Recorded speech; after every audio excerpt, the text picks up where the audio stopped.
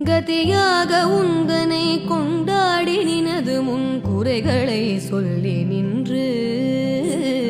கொடுமையாய் என் மீது வறுமையாய் வைத்து நீ குழப்பமாயிருப்பதேனோ சதிகாரி என்று நான் அறியாமல் உந்தனை சதமாக நம்பினேனே சற்றாகிலும் மனது வைத்தென்னை ரட்சிக்க சாதகம் உனக்கில்லையோ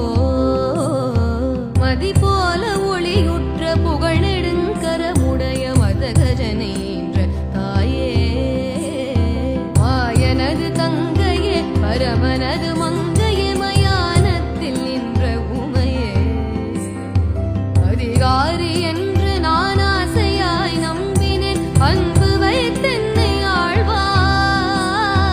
அழகான காஞ்சியில் புகழாக வாழ்ந்திட